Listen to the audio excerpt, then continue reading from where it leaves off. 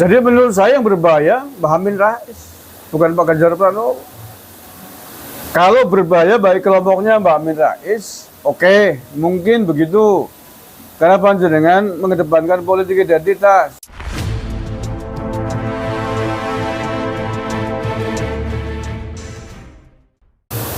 Assalamualaikum warahmatullahi wabarakatuh. Saudara-saudaraku sebangsa setanah air yang saya cintai, saya banggakan. Video kali ini terkait dengan Mbak Amin Rais. Sebelum saya lanjutkan, saya ajak untuk menyimak statement Mbak Amin Rais. Berikut ini singkat sekali. Anies belum mendapatkan tiket secara penuh. Kenapa kemudian Pak Amin sudah bersikap? Bagaimana kalau kemudian ternyata Pak Anies Baswedan tidak mendapatkan tiketnya? Saya berandai-andai. Berandai-andai. Kalau berandai-andai very easy. Let's answer. Prabowo is our choice. Yang jelas bukan Pak Ganjar. Yaitu Pak Ganjar adalah the continuity of this present regime. Dan itu akan berbahaya menurut saya gitu. Jadi saya ulangi lagi Pak, kalau ternyata Pak Anies... Oke, cukup saya kira itu saja. Intinya saya ingin mengomentari pendapat atau statementnya Mbak Amin Rais yang mengatakan kalau Pak Ganjar Pranowo itu berbahaya. Berbahaya menurut Mbak Amin Rais kalau sampai Ganjar Pranowo terpilih menjadi presiden. Karena menurutnya Ganjar Pranowo adalah representasi dari pemimpinan Pak Jokowi. Nah, pendapat Pak Amin Rais ini disampaikan ketika menjawab pertanyaan Akbar Faisal dalam podcast bersamanya. Ini yang ingin saya tanggapi. Jadi menurut saya Mbak Amin, menurut saya yang berbahaya justru Mbak Amin Rais, bukan Pak Ganjar Pranowo. Kalau Pak Ganjar Pranowo berbahaya, tentu saja tidak akan mendapatkan dukungan begitu besar dalam survei-survei capres sampai detik ini. Sejauh ini, nama Ganjar Pranowo selalu di ranking pertama dalam survei capres. Setelah itu baru Pak Prabowo. Jadi atas dasar apa Pak Amin Rais mengatakan bahwa Ganjar Pranowo adalah sosok berbahaya ketika nanti memimpin Indonesia? Menurut saya ini provokatif, ujaran kebencian. Tolonglah Pak Amin Rais, hentikanlah provokasi panjenengan menjelang Pilpres ini. Panjenengan sudah membuat statement yang provokatif sejak Pilpres 2014 yang lalu. Pada saat itu panjenengan menggelontorkan sebuah statement semangat politik, semangat Pilpres, memilih Pak Prabowo dengan istilah perang badar. Ini kan mengerikan sekali. Ini politik identitas. 2014, pengertiannya kan orang yang tidak mendukung Prabowo ketika itu, yang melawan Prabowo secara politik ketika itu, dianggap sebagai kelompok atau kekuatan politik yang berperang dengan kekuatan perang badar. Semua orang tahu, di dalam Islam terutama, perang badar adalah perang antara umat Islam, antara pasukannya Nabi Muhammad SAW melawan orang kafir. Ingin mengkondisikan, ingin menempatkan musuh-musuh politik Prabowo ketika itu sebagai orang kafir, kan begitu. Walaupun tidak diungkapkan secara verbal. Ini berbahaya. Dan semangat gelora politik identitas itu kemudian dilanjutkan oleh Mbak Amin Rais pada Pilpres 2019 yang lalu. Lagi-lagi juga mendukung Pak Prabowo. Semangatnya bukan perang badar, tapi dengan menyebut istilah partai Allah dan partai setan. Partai-partai yang mendukung Prabowo, yang berkoalisi dengan Prabowo, dengan Mbak Amin Rais disebut partai Allah, dan sementara lawannya adalah partai setan. Ini sama saja. Sebuah jargon semangat politik yang sangat membahayakan keutuhan bangsa dan negara. Ini bukan polarisasi lagi, tapi sudah menempatkan lawan-lawan politiknya sebagai partai setan. Sudahlah, dan hari ini menjelang Pilpres 2024, Mbak Amin Rais lagi-lagi mengusung politik identitas dengan partai umatnya.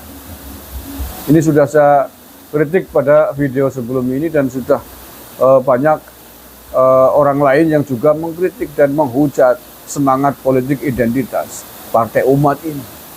Karena tentu sajalah dampaknya sangat buruk bagi persatuan nasional.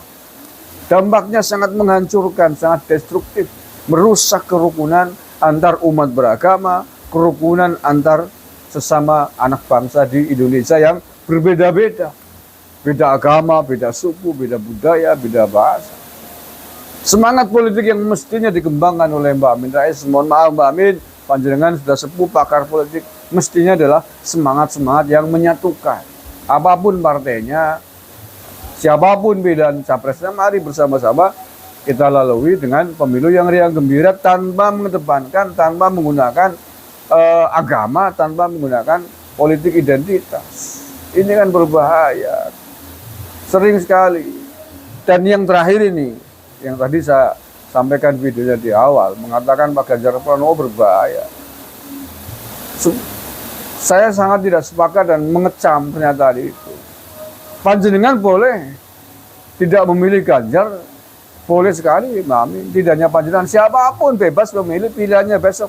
Silakan yang milih Pak Ganjar, yang milih Pak Prabowo, yang milih Anies atau siapapun. Seandainya nama-nama itu nanti menjadi calon resmi, silakan. Tapi jangan pilih Pak Ganjar karena ini berbahaya bagi bangsa. Jangan pilih karena ini bukan representasi umat Islam, misalkan. Pilihlah umat Islam calonnya yang Muslim, yang tidak memilih berarti melawan Islam, itu kan berbahaya. Yang berbahaya yang begitu itu, mana justru panjenengan yang menurut saya lebih berbahaya dibanding Pak Ganjar Pranowo dengan caranya begitu. Satu, yang kedua, yang terakhir, nggak usah panjang-panjang lah ya. Berbahaya bagi Mbak Amin Rais, oke, mungkin. Tetapi apakah berbahaya bagi yang lain? Jadi menurut saya yang berbahaya Mbak Amin Rais, bukan Pak Ganjar Pranowo. Kalau berbahaya bagi kelompoknya Mbak Amin Rais, oke, mungkin begitu. Karena panjenengan mengedepankan politik identitas. Jadi ketika Pak Ganjar Pranowo nanti yang terpilih menjadi presiden, kemudian kelompok-kelompok yang selama ini mendengungkan politik identitas, kelompok-kelompok yang ingin khilafah, kemudian tertutup kerannya, tertutup pintunya. Kalau itu yang dimaksud, oke, nggak apa-apa, bagus banget. Itu bukan berbahaya kalau itu yang terjadi. Justru itu yang dikehendaki. Justru itu yang kita inginkan. Jangan sampai ada kelompok yang ingin terus mendengungkan atas nama agama, ingin mendirikan negara daulah Islam, ingin khilafah. Bagi mereka mungkin kita semua berbahaya karena akan menghalangi politik mereka. Tapi bagi kita semuanya adalah berkah. Itu menguntungkan karena kita sudah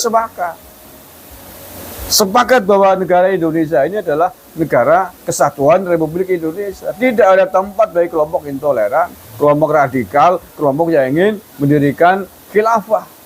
Kelompok yang ingin berada di bawah naungan khilafah Islamnya. Tidak ada tempat. Kalau mereka kemudian terhalangi cita-citanya dengan terpilihnya Pak Ganjar Pranowo, itu bukan berbahaya Mbak Amin. Tapi itu justru yang kita inginkan. Agar kita tetap utuh dalam satu wadah negara kesatuan Republik Indonesia. Agar Bhinneka Tunggal Ika tetap subur di atas tanah Nusantara ini. Agar orang-orang yang selama ini mengembuskan politik identitas tidak ada tempat. Ya kalau terus-terusan mau begitu ya silakan. Henggang aja dari bumi pertiwi sana Mbak Amin. Pindah ke Suriah, ke Afghanistan, ke Pakistan. Di sana akan diterima dengan baik. Kalau ingin khilafah, ingin mengatasnamakan Islam, ingin memakai politik cara-cara Islam di sana.